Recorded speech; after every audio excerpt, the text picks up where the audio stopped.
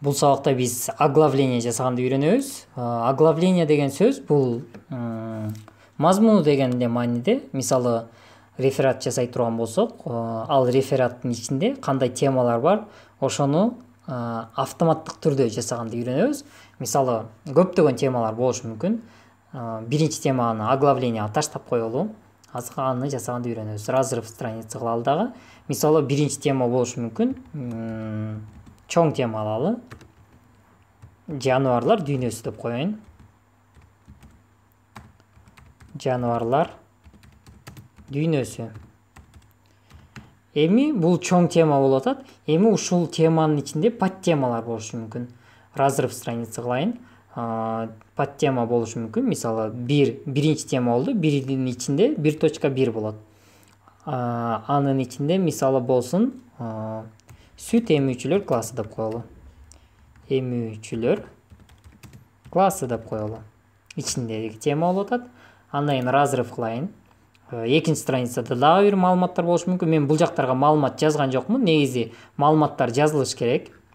Жануарлар дүйнөсү дегенге да өзүнчө маалымат жазылыш керек. Кийинкилеринде да бардыгына тең маалыматтар жазылыш керек. Так, кийинкиге түшүрөйүн. Бул жака мен мисалы жерде сууда жүрүүчүлөр деп коелу. Жүрүүчүлөр. Жерде сууда жүрүүчүлөр. Так. Андан кийин разрыв кылайын. Так, биз эмнени унутуп калдык? 1.2 деп коелу. 1.2-нин ичиндеги тема болсун. Так, кийинки ылдый жагында болсо, мисалы, сойлоочулар деп коелу. Сойлоочулар классы. Сойлоочулар классы. Биз 1.2 эмес, 1.3.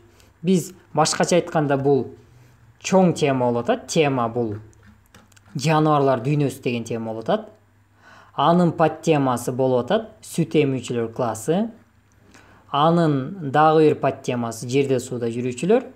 Анын дагы бир подтемасы сойлоочулар классы. Макул, ушул бойдон токтотолу. Разрыв страница кылып, кийинки страницада мисалы экинчи тема башталсын. Алар болсо өсүмдүктөр деген тема болсун. Өсүмдүктөр деп жазып коелу. Эми мунун подтемасы жок деп эле коелу, макул. Эми мындай кылабыз. Эгерде бул главныйга кирейин. Так, эгерде тема боло турган болсо, аны биз заголовок 1 кылабыз. Бул жактан заголовок 1 деген тандайбыз. Мынакей бул заголовок 1 деп жазуу чыкты. Ошону тандайбыз. Заголовок 1 болду. Бул жак көбөрүп калды билин. Так, андан кийин бул бизде подтема. Подтемалар дайыма заголовок 2 болот. Мынакей бул жагында турат заголовок 2. Главныйдан кирип атабыз. Так, андан кийин бул 1.2. Бул дагы заголовок 2 болуш керек. Себеби айттым, подтеманын баары заголовок 2 болот. Андан кийин бул да подтема, бул дагы заголовок 2 болуш керек.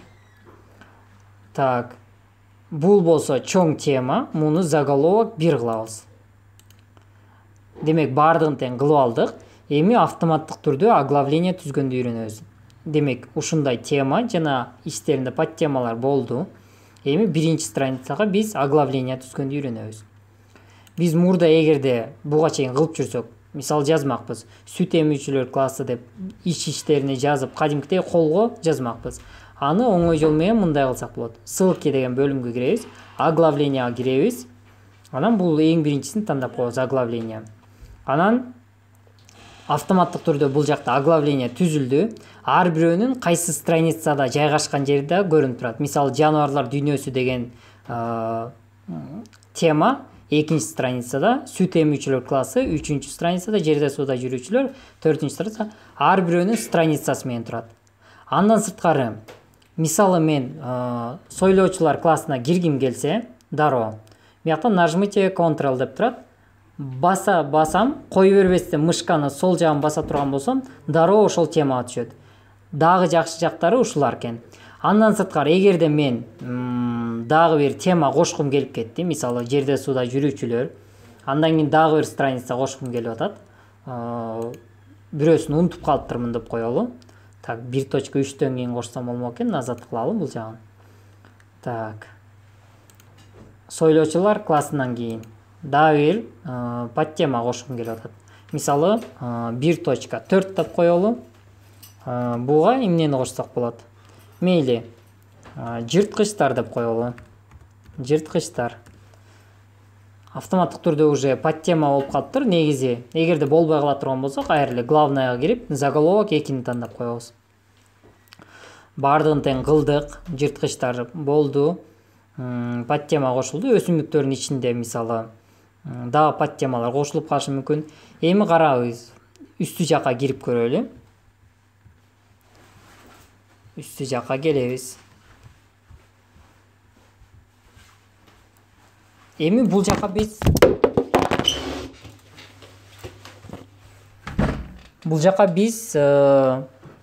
жанагы теманы кошушубуз керек болчу. Ал тема бизде даяр болуп кошулган жок.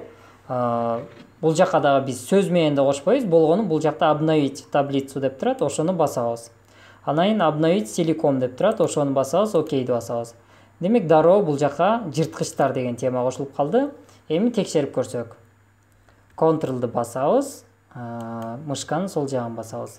Демек бул жакка дароо түштү. Бул жактарда бирок маалыматтар жазылган болуш керек. Бүгүн биз оглавление жазганды үйрөндүк. Кийинки сабакта биз интернеттен маалымат жүктөгөндү үйрөнөбүз. Эми ушул эле кылган нерселерибизди өзүңүздөр практика жүзүндө кылып көрүңүздөрдү сунуштайм. Себеби практика менен адам көп нерсени үйрөнөт. Эгерде компьютерди тез убакыттын ичинде өздөштүрөм десеңиздер, анда жекече же онлайн курсга катталсаңыздар болот. Ал үчүн WhatsApp номерге кайрылыңыздар. Менин WhatsApp номерум 072 300 339.